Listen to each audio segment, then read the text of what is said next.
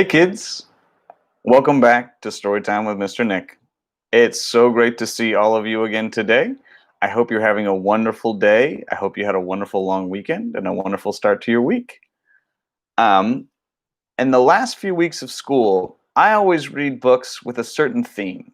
And that theme for me is summer adventure. And I love that because stories are a great way to learn about different kinds of adventures, especially when you can't leave your house. So, for the next 4 weeks, we're going to be looking at all kinds of different adventures and different things you need for an adventure and things that might happen to you on an adventure. Adventures that take place inside your house, adventures that take place inside your mind, or adventures that take place out in the world. All different kinds of things.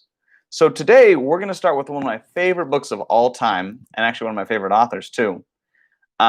And it's a story that some of my students at school have read before, but it's one of my favorite books, so I thought I'd include it in here. And it's called Love, Z. But before we get started with our story, let's go over our things that never change. Number 1, I like you just the way you are. Number 2, I'm happy you're here today.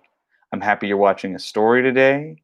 I'm happy you're doing everything you can to stay safe and happy and healthy today. And number 3 are my expectations. And as always, I expect you to be kind and respectful to everything and everyone. All right, let's get on with the story. This is Love, Z by Jessie Sima.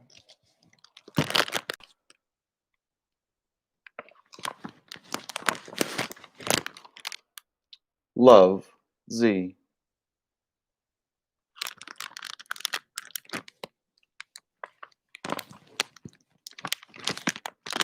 On a bright, chilly day, Z went out looking for adventure and stumbled upon a piece of half-buried treasure.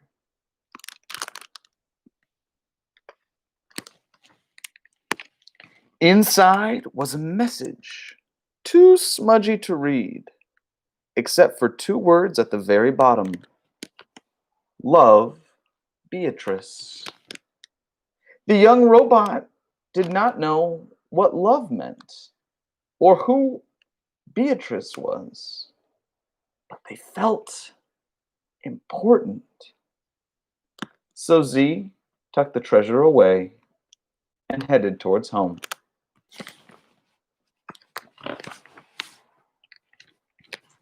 As night fell, all the robots prepared to power down and recharge for the next day. Z asked for a bedtime story, and a nightlight, and a goodnight kiss. Clank! Tucked snugly in his bed, Z's thoughts drifted back to the important treasure. What is love? The young robot asked. Does not compute. Does not compute is what a computer would say when it doesn't understand something. So that's the older robots' way of saying they don't understand what love is either.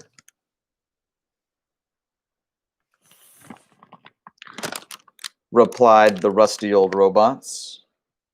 They said, "Sweet dreams," and turned out the lights.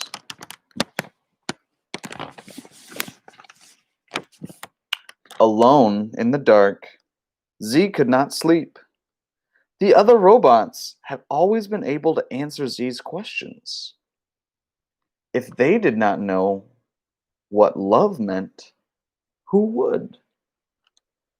Maybe there was one person. Who has a prediction what's going to happen next in the story?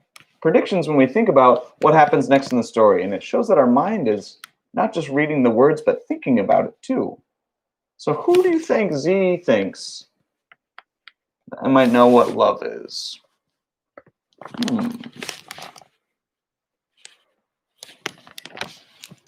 In the morning, Z went out to look for Beatrice.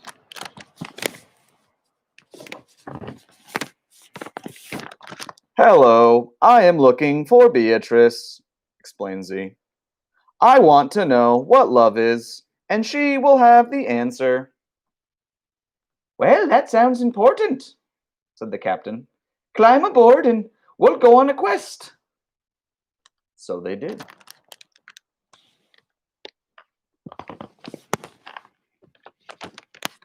Unsure of how to start a quest, Z asked around.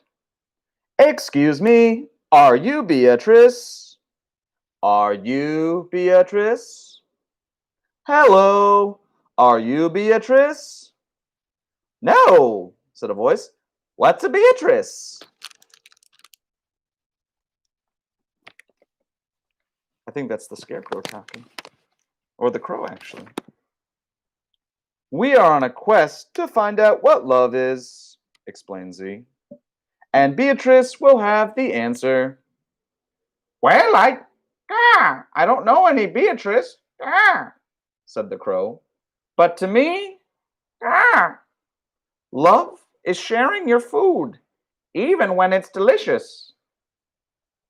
That did not compute. But Z thanked the crow anyway and changed course toward a place with delicious food.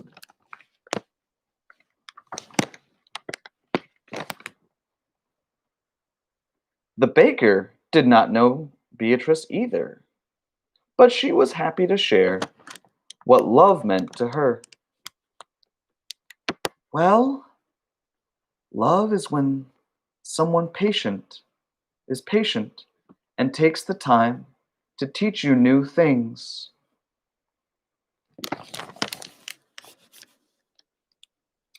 Who do you think the baker's talking about when she says that? She says love is when someone is patient and takes the time to teach you new things.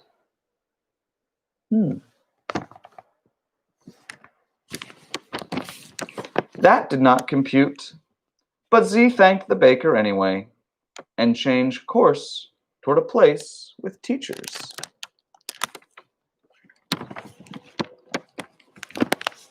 The kids at recess had a lot of thoughts about what love meant.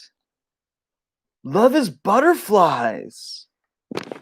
Love is sweaters. Love is wishing on a star.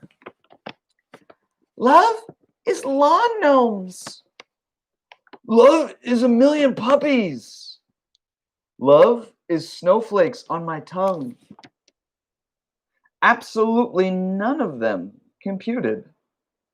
But Z thanked the student anyway and had no idea what to go in search of.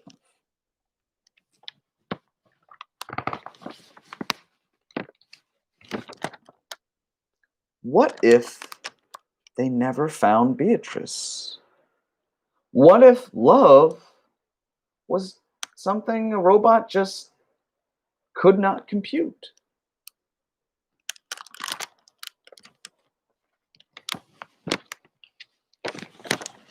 Z was about to suggest that they change course toward home when they stumbled upon a good place to spend the night.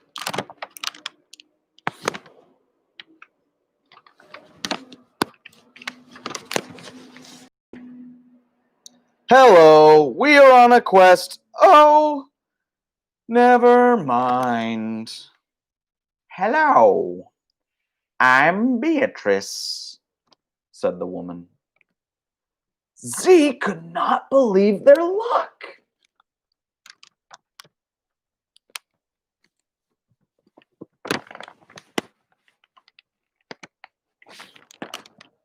What were you doing out there in the cold? Asked Beatrice. Looking for you, explained Z.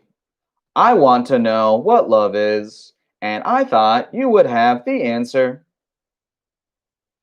Beatrice paused to think. She thought and thought and thought some more.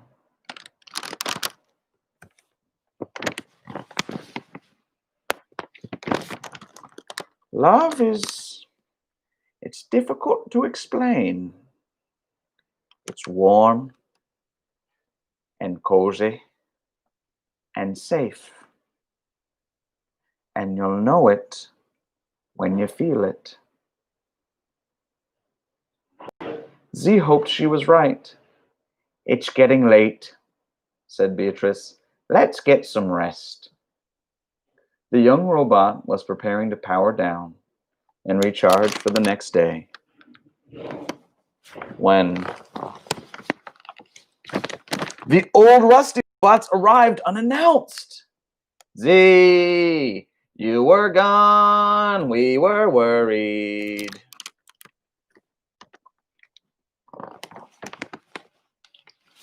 But we found you. We brought your favorite bedtime story, and your nightlight, and a goodnight kiss. Clank! Tucked snugly in bed, Z felt warm and cozy and safe. It was a feeling the young robot had felt many times before.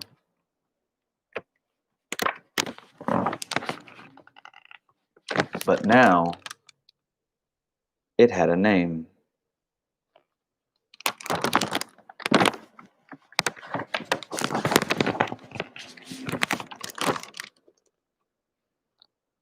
Love, Z.